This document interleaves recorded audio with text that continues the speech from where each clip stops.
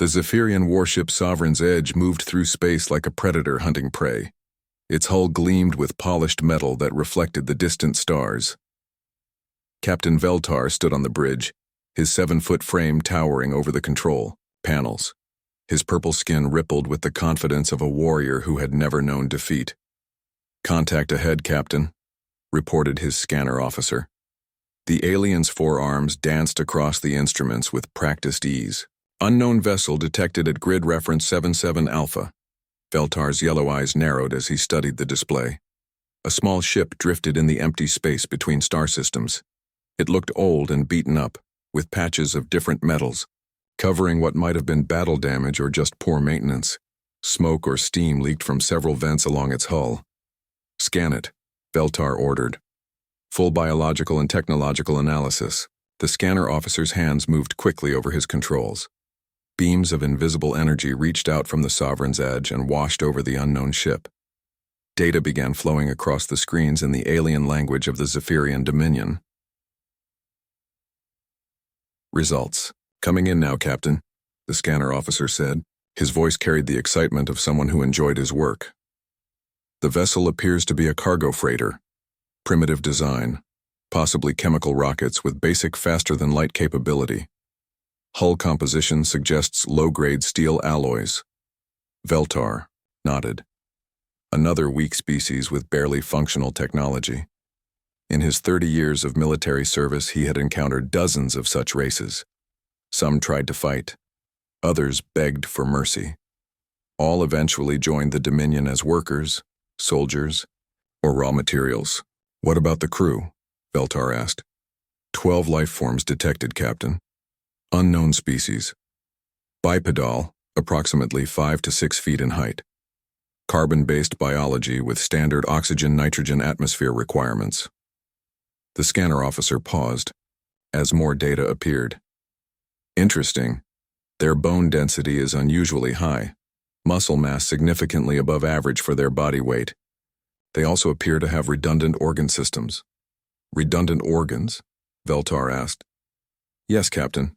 2 hearts, backup kidneys, reinforced skeletal structure.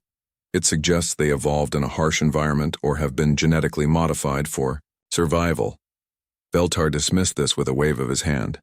Many species had adapted to difficult worlds. It meant nothing in the face of superior Zapirian technology and tactics. His ship alone carried enough firepower to level a city. His Marines were trained from birth to fight and conquer. These primitive cargo haulers would be no different from the others. "Any weapons detected?" he asked. "Minimal defensive systems. Only, Captain. Basic energy shields, possibly some small projectile weapons for dealing with pirates or debris. Nothing that could threaten us." "Perfect," Veltar said. He turned to his communications officer. "Open a channel to the primitive vessel. Standard conquest protocol." The communications officer nodded and began broadcasting on multiple frequencies. The message would be translated automatically into whatever language the aliens used. It was a speech Veltar had given many times before. On the main screen, an image of the alien ship appeared. Up close, it looked even more pathetic. Rust stains covered large sections of the hull. Several external components appeared to be held in place with metallic tape. One of the engine nacelles sparked occasionally with electrical discharge. "This is Captain Veltar of the Zapirian Dominion vessel Sovereign's Edge," he announced in his most commanding voice. "You have entered Sovereign Dominion space without authorization. This is a violation of our territorial laws." He paused, letting the weight of his words sink in. In the background, his crew continued their preparations. Marines checked their weapons. Boarding pods were loaded and made ready for launch. The ship's weapon systems hummed with stored energy.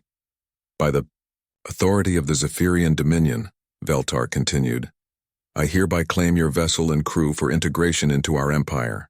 You will prepare to be boarded immediately.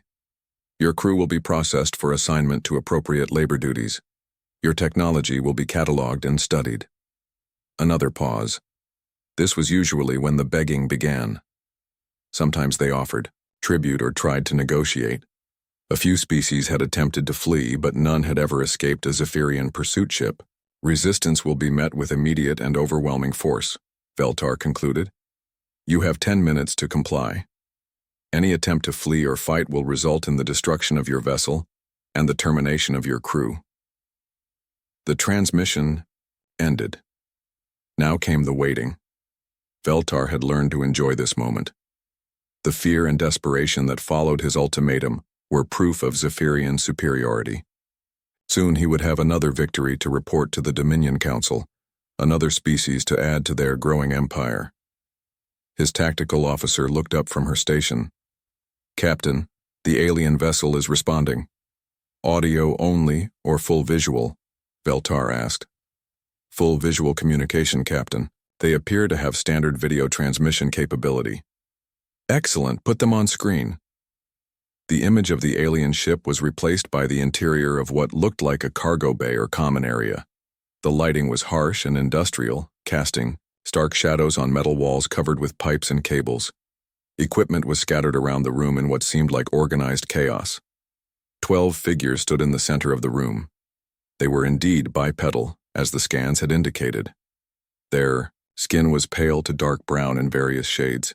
Hair grew from the tops of their heads in different colors and styles. They wore simple clothing that looked practical rather than decorative. One of them stepped forward. This one appeared to be female, based on body structure and facial features. She was shorter than the others, maybe 5.5 feet tall, with brown hair tied back and steady blue eyes. Unlike many species Veltar had conquered, she did not seem afraid.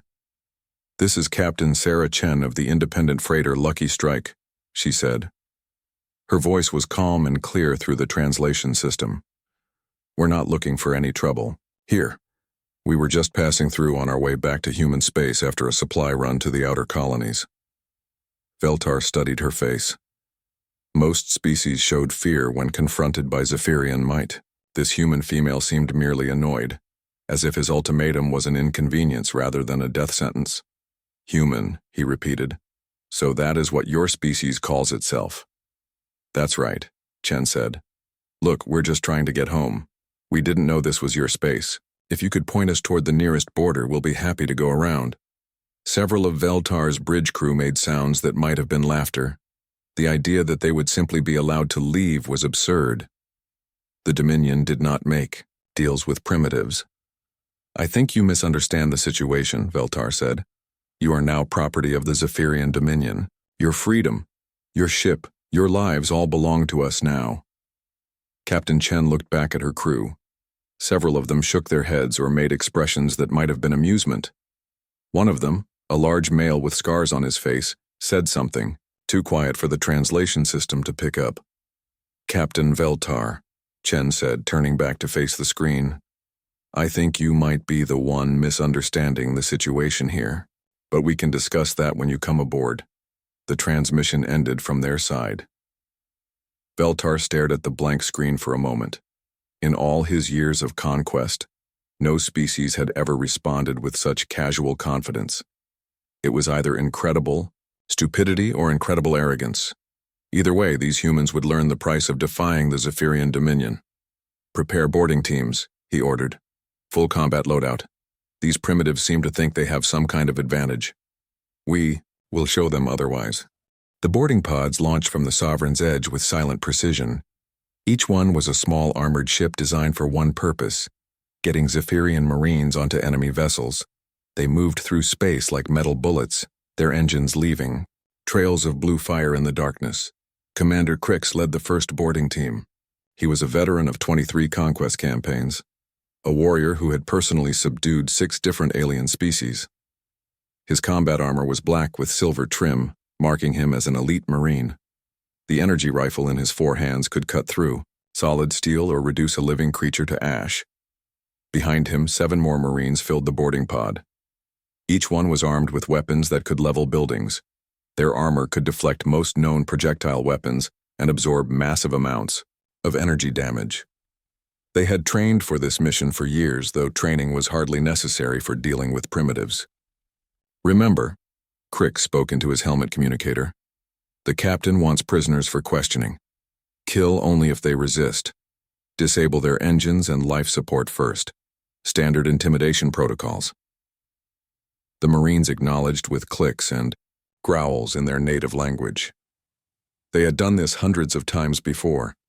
12 primitive beings would pose no challenge whatsoever. The boarding pod struck the human ship with a loud clang that echoed through both vessels. Magnetic clamps engaged, holding the pod firmly against the cargo freighter's hull. Cutting lasers began slicing through the metal, creating an entry point. Inside the Lucky Strike, Captain Chen watched the alien boarding pod attach itself to her ship.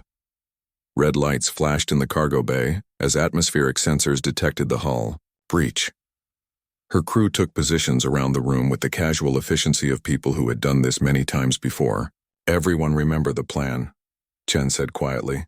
Let them make the first move. Try not to hurt them too badly. We want to send a message, not start a war. Her crew nodded. They were an unusual group for a cargo freighter. Most of them were older than typical merchant spacers with scars and the kind of quiet confidence that came from surviving situations that killed other people. They wore simple work clothes and carried what looked like basic tools and maintenance equipment. The cutting was finished. A circular section of the hull fell inward with a crash, leaving a hole large enough for the aliens to enter.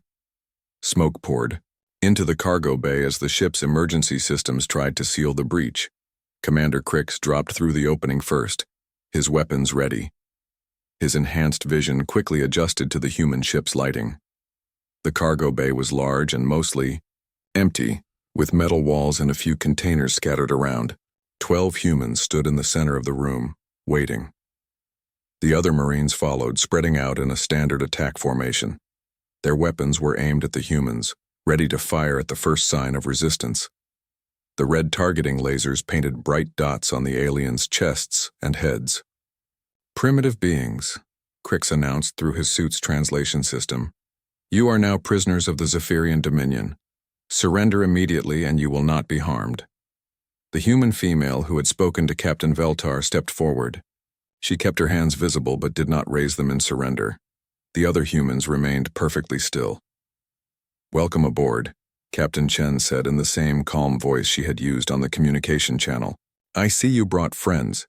Before this goes any further, there's something I should probably mention. Crix made a sound that might have been laughter. These primitives thought they could negotiate. It was almost sad how little they understood their situation. You have no position from which to bargain, he said. Your weapons cannot penetrate our armor. Your technology is centuries behind ours. Submit now, or face the consequences. Captain Chen nodded, as if considering his words. No, your scanner readings were pretty good. You got most of the basics right about human biology. Dense bones, redundant organs, high muscle mass.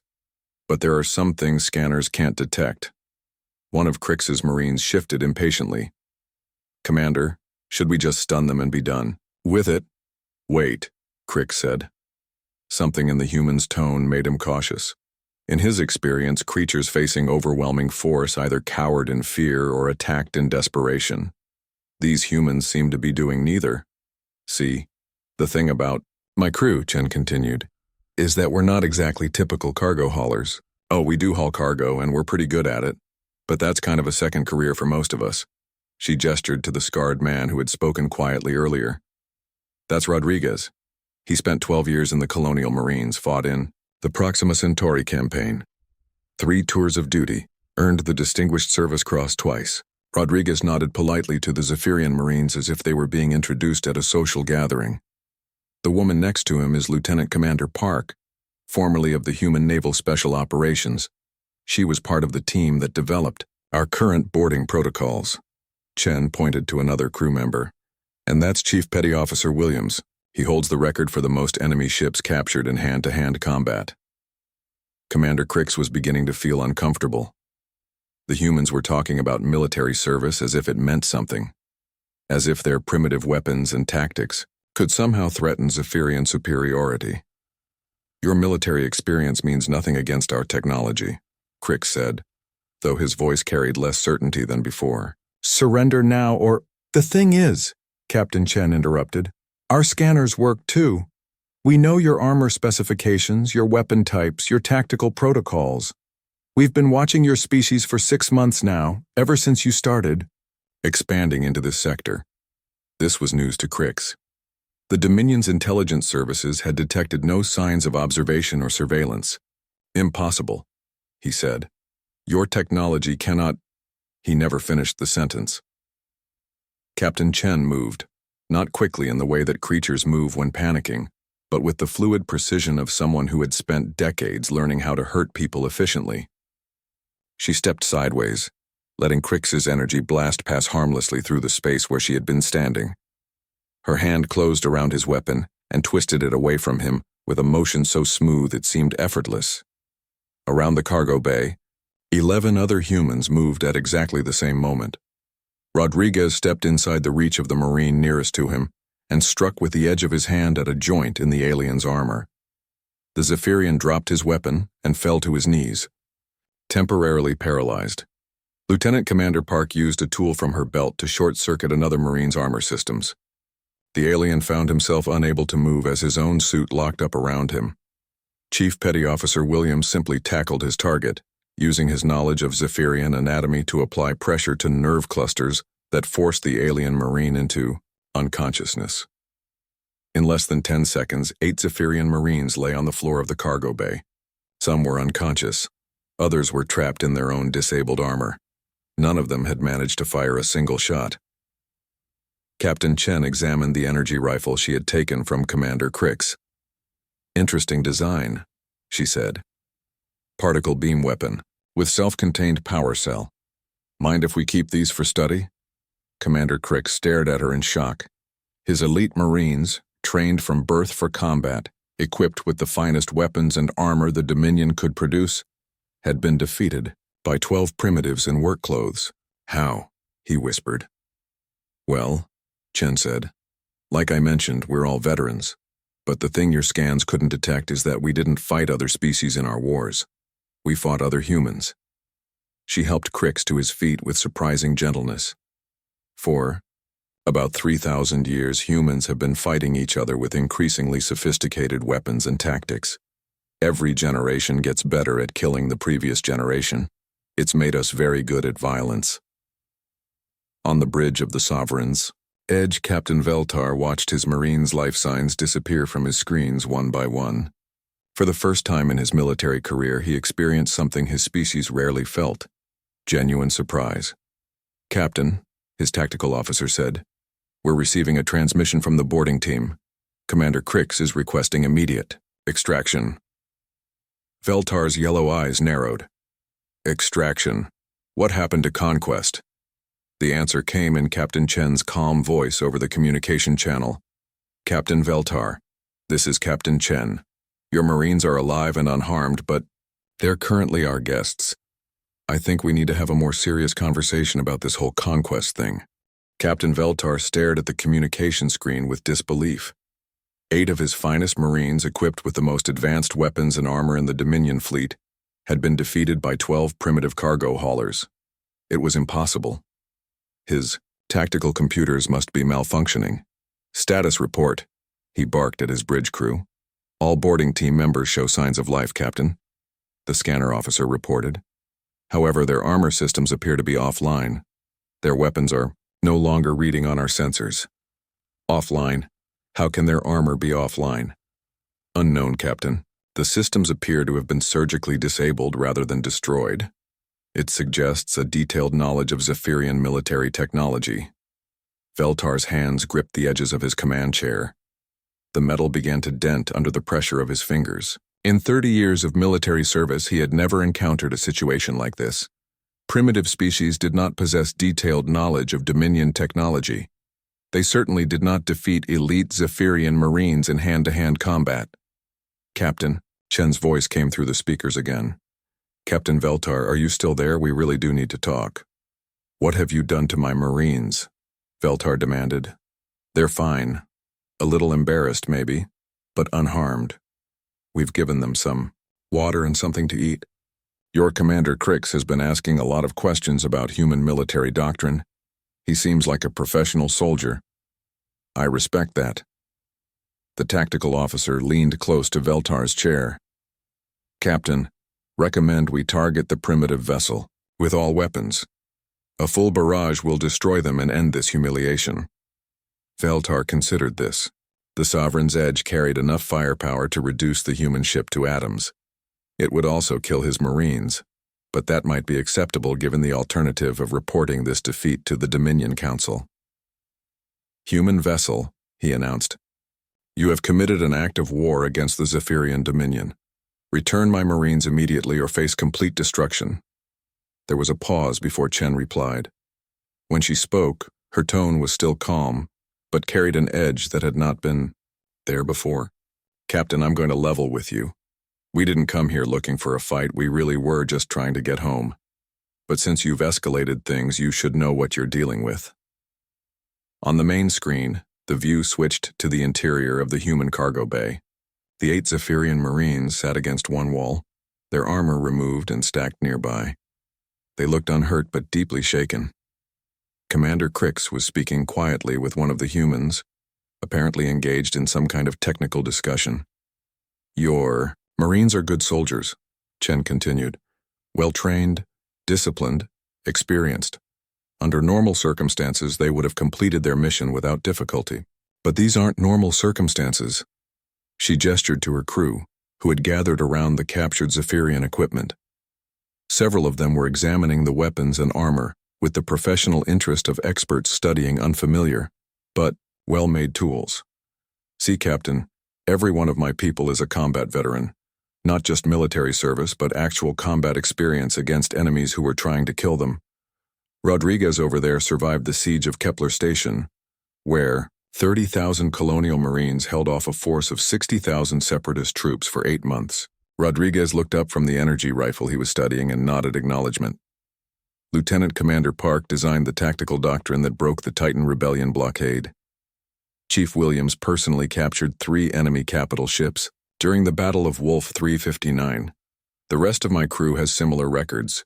Captain Veltar listened with growing unease.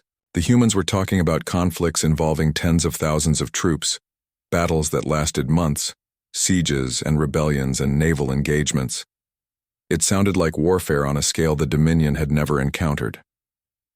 "But here's the thing that your scans really couldn't detect," Chen said. "We weren't fighting alien species in those wars. We were fighting other humans." She moved closer to the camera, her blue eyes looking directly at Veltar.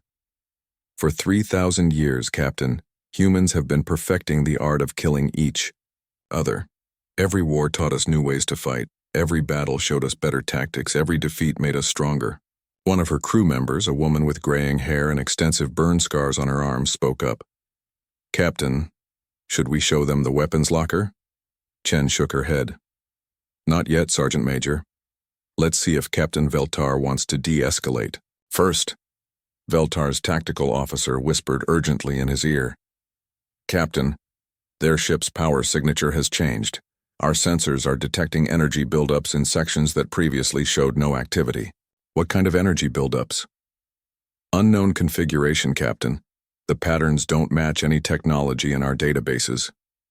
On the screen, Captain Chen was still talking. "The colonial wars lasted 200 years, Captain. The corporate rebellion went on for 50 years after that. The Martian independence conflict involved 4 different human factions fighting simultaneously, while also dealing with an asteroid mining dispute that turned into a shooting war." She paused to let this information sink in.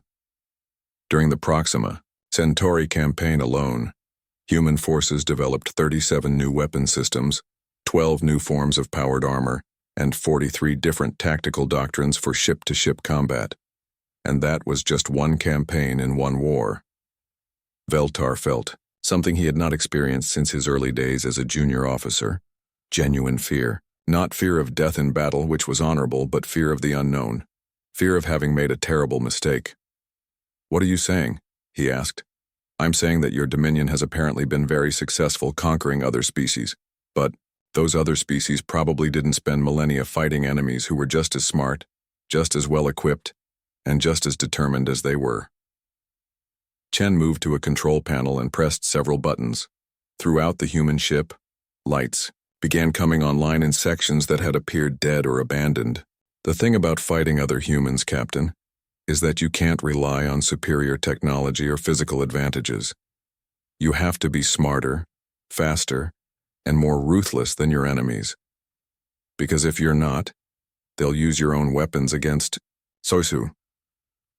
The bridge of the Sovereign's Edge erupted in alarm signals. Every sensor screen showed the same impossible reading. The human ship was armed far beyond what their initial scans had detected.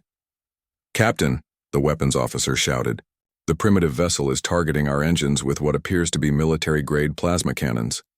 How did we miss weapons of that caliber?" "You missed them because we didn't want you to see them," Chen said, apparently monitoring Zapirian communications. "This isn't really a cargo freighter, Captain Veltar. It's a reconnaissance vessel.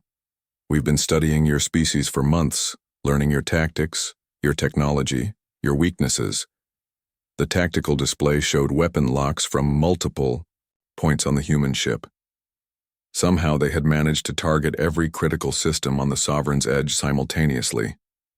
"Your armor is excellent for deflecting energy weapons," Chen continued, "but it has a critical vulnerability in the joint servos that can be exploited with precise kinetic strikes.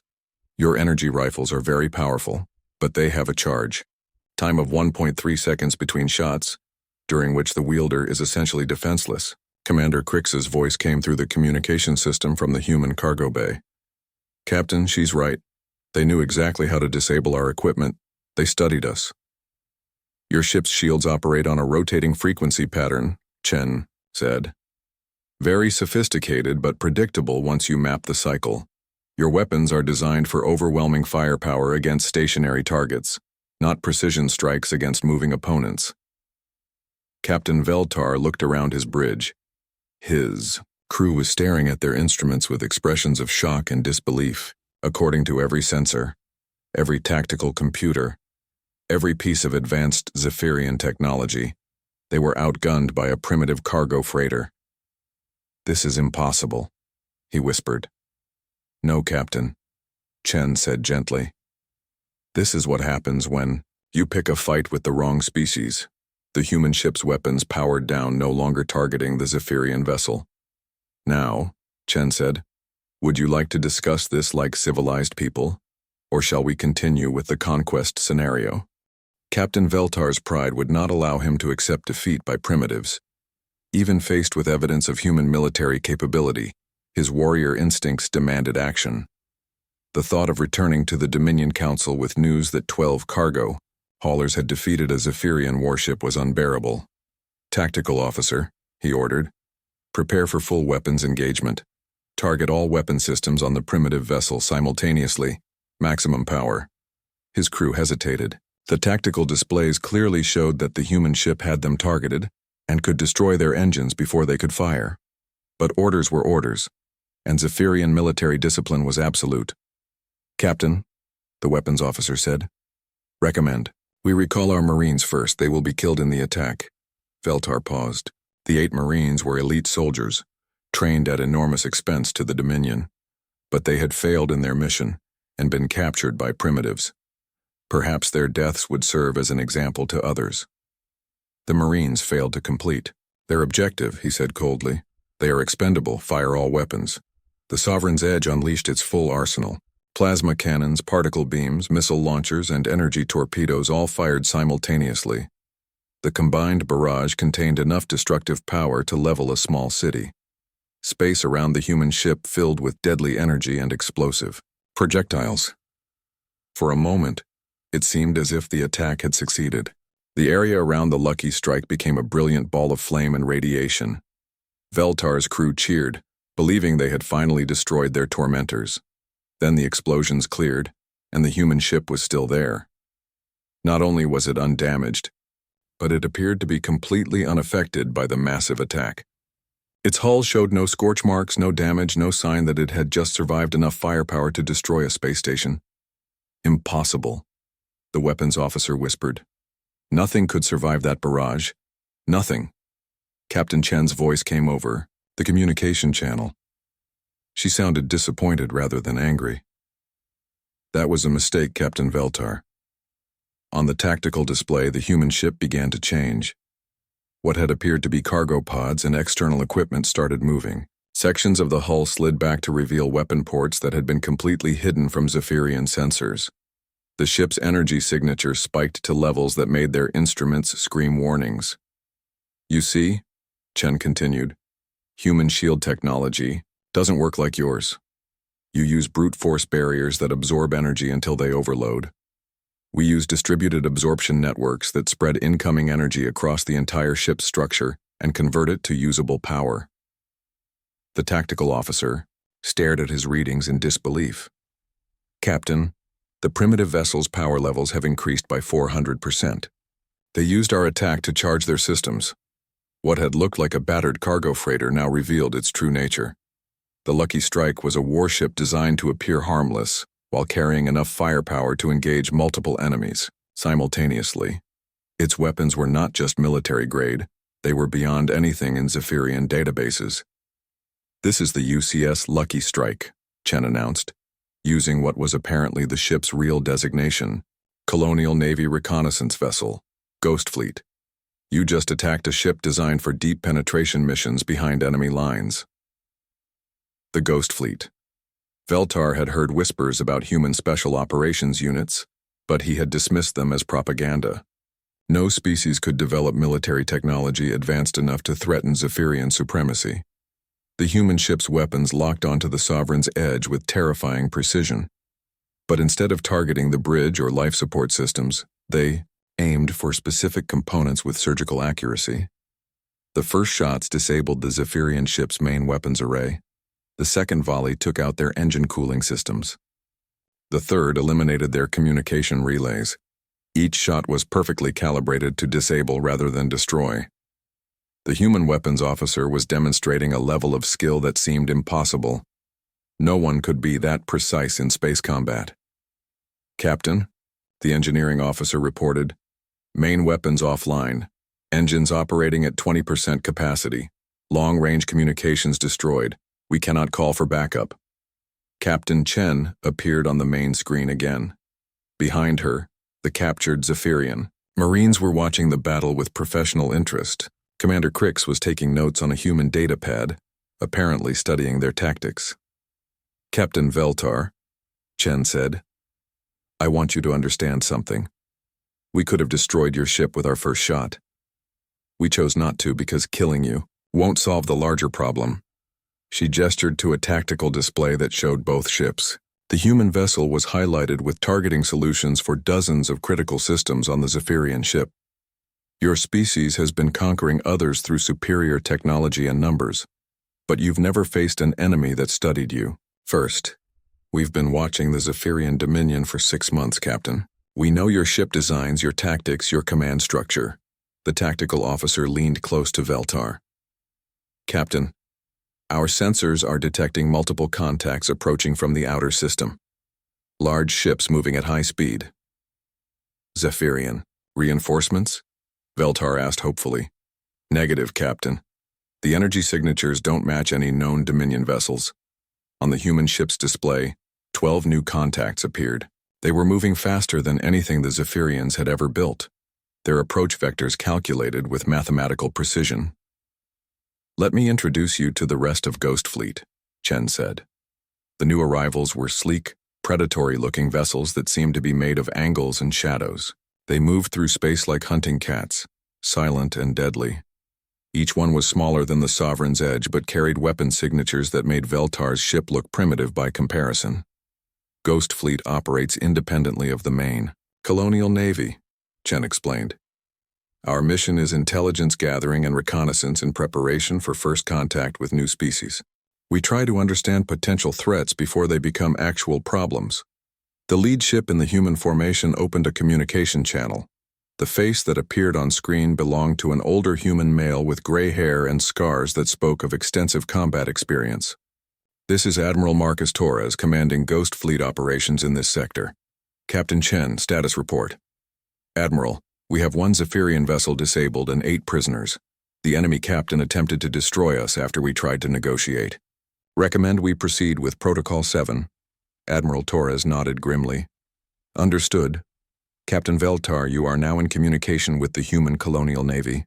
Your actions today have been recorded and will be transmitted to your Dominion Council, along with our official response.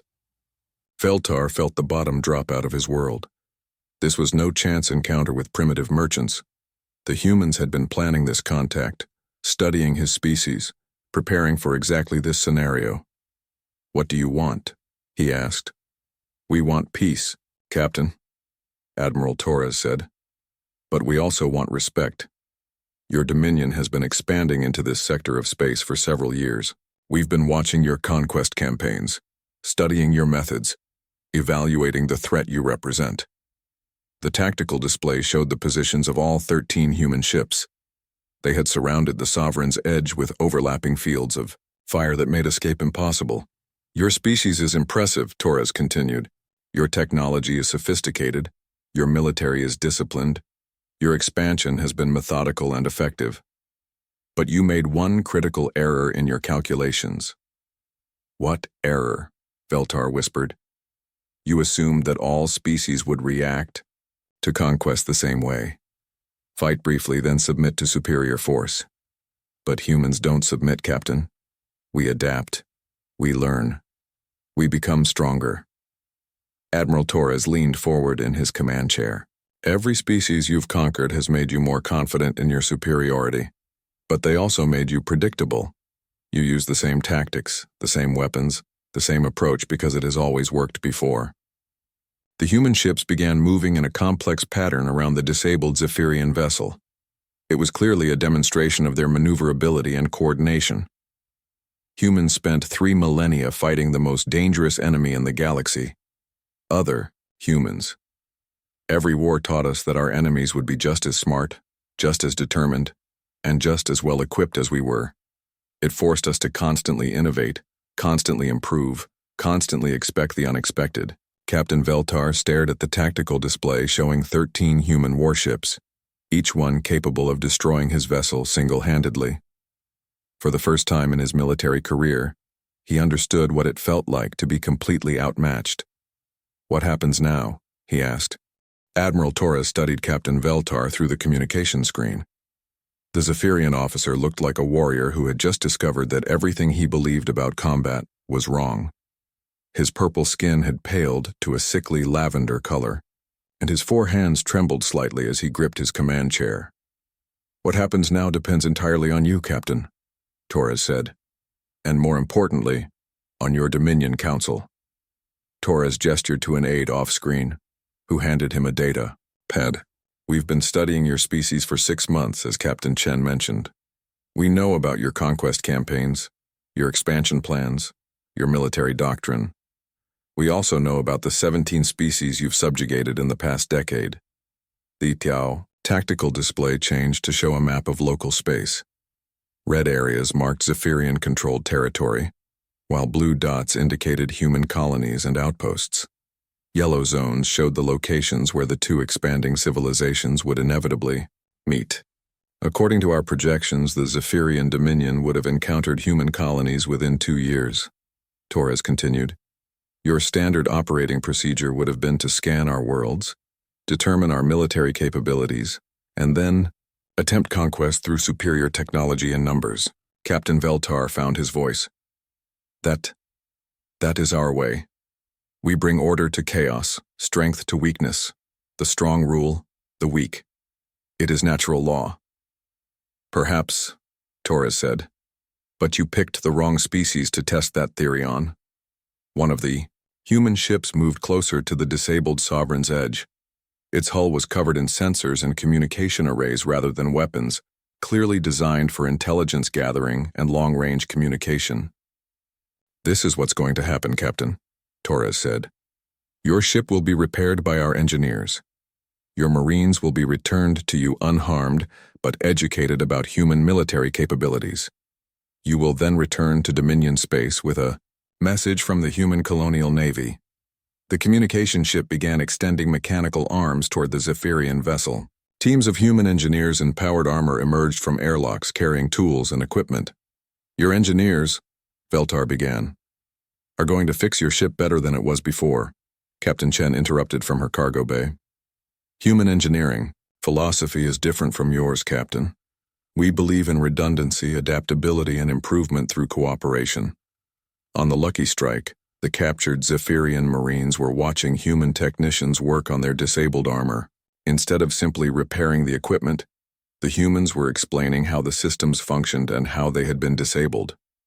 Commander Crix spoke from the human ship. "Captain, they are showing us weaknesses in our own technology. Design flaws. We never noticed. They say they want us to understand so that future encounters can be more diplomatic." Admiral Torres nodded. "That's correct, Commander. We're not interested in conquest, Captain Veltar. We're interested in mutual respect and peaceful coexistence. But that requires both sides to understand the consequences of aggression." The human engineers worked with efficient precision on the Zapirian ship. Within an hour, systems that had been damaged in the brief battle were not just repaired but improved. The engine cooling system now operated at higher efficiency. The DIA communication array had been upgraded with better range and clarity. "Why?" Veltar asked. "Why help us? Why not destroy us and be done with it?" Torres was quiet for a moment, considering his answer. "Because, Captain, humans have learned something. From 3 millennia of warfare with each other, destroying your enemies doesn't end conflicts, it just creates new enemies. The children and allies of those you destroy will seek revenge. The cycle of violence continues forever." He leaned back in his command chair. "But demonstrating overwhelming superiority while showing restraint, that sends a different message. It shows that you are strong enough to be merciful, advanced enough to choose cooperation over conquest." The tactical display changed again, showing detailed schematics of Zapirian military technology alongside human equivalents. In every category, the human versions were more advanced, more efficient, more deadly. "This information will be included in the message you carry back to your Dominion Council," Torres said. "Complete technical analyses of your weapons, armor, ships, and tactics, along with detailed explanations of how human technology surpasses each system." Captain Veltar stared at the comparisons in growing horror. Human plasma weapons were 3 times more powerful than Zapirian equivalents. Human armor was lighter, stronger, and more flexible. Human ships were faster, more maneuverable, and carried twice the firepower in half the space. "How?" he whispered. "How did you advance so far beyond us?" Captain Chen appeared on screen again. "Competition, Captain. For 3,000 years, humans have been competing with the smartest, most creative, most determined opponents possible. Other humans. Every time we developed a new weapon, other humans developed countermeasures. Every time we created better armor, other humans found ways to penetrate it." She gestured to her crew who were helping the Zapirian Marines put their repaired armor back on. "Every human in my crew has fought against enemies who were trying to kill them with weapons just as advanced as their own. Rodriguez survived. Battles where both sides had equal technology, equal training, and equal determination. The only way to win was to be smarter, faster, and more adaptable than your opponent." Admiral Torres stood up from his command chair. "The message you'll carry to your Dominion Council is simple, Captain Veltar. Humanity is willing to trade with the Zapirian Dominion. We're willing to share technology, establish diplomatic relations, and work together for mutual benefit." His expression hardened. "But we are not willing to be conquered. We are not willing to be enslaved, and we are not willing to be dismissed as primitive by species who have never faced a real challenge." The human engineers finished their work and withdrew from the Zapirian ship. All systems showed green on Veltar's displays. His vessel was not just repaired but improved beyond its original specifications. "Your ship now has human-designed shield generators," Torres continued. "They're a gift, along with the technical specifications for manufacturing more. Consider it a demonstration of human intentions. We prefer to strengthen our friends rather than destroy our enemies." Commander Crix and the other Marines transferred back to the Sovereign's Edge using human transport pods. They moved with the quiet confidence of soldiers who had learned valuable lessons about warfare and technology. "Captain," Crix reported as he reached the bridge, "the humans treated us with honor and respect. They shared their knowledge freely and explained their tactics in detail. They say they want us to understand their capabilities so there will be no misunderstandings in future encounters." Captain Veltar looked at his Marines. They were unharmed, but something in their eyes had changed. They had seen human military efficiency firsthand, and it had impressed them. "One final thing, Captain," Admiral Torres said. "The message to your Dominion Council will include video recordings of this entire encounter. Your leaders will see exactly what happened when you attempted to conquer a human vessel. They'll see our military capabilities, our restraint, and our offer of friendship." The human fleet began to withdraw, their ships disappearing into the darkness of space with the same silent efficiency they had demonstrated throughout the encounter. "Choose wisely, Captain Veltar," were Torres' final words. "The next time we meet, it will be either as friends or as enemies. I hope for both our species' sake that your leaders are wiser than you were today." The Sovereign's Edge was alone again in the empty space between star systems. Captain Veltar sat in his command chair, staring at the datapad containing humanity's message to the Dominion Council. The technical specifications, the tactical analyses, the detailed explanations of human military doctrine, it was all there, freely given. For 30 years he had believed in Zapirian superiority. Now he understood that his species had simply never encountered a real challenge.